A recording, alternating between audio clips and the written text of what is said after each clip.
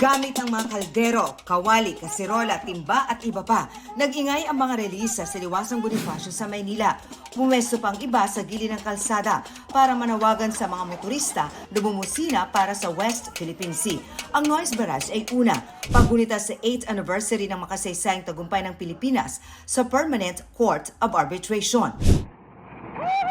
Pangalawa, panawagan na tigilan na ng China ang harassment na ginagawa sa WPS. Pangatlo, suporta sa mga sundalong nagbabantay sa WPS at gawin ang July na West Philippine Sea Awareness Month. Ito po yung ginawa namin na isang joint resolution na ipapasa po natin sa mahal nating Pangulo bukas po sa Palasyo ng Malacanang upang ipanawagan sa kanya na gawin pong West Philippine Sea Awareness Month ang month of July.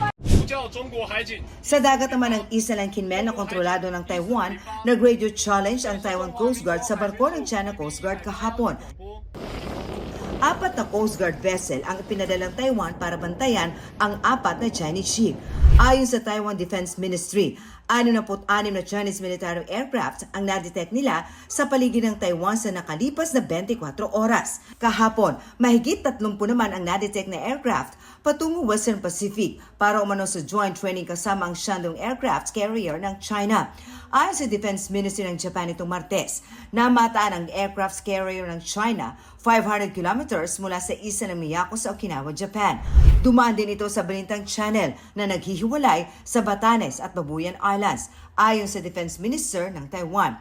Wala pang pahayag ang Defense Ministry ng China, pero umalma ang China sa pagpasok naman ng isang Navy destroyer ng Japan sa territorial waters ng China sa Zhejiang Province itong July 4. Sa ulat ng Japanese media, batay sa kanilang sources, pumasok ng walang paalam sa China ang barko na nagmomonitor ng Chinese missile exercises sa East China Sea. Iimbestigahan daw ang kapitan ng barko na hindi pa malinaw kung ano ang intensyon.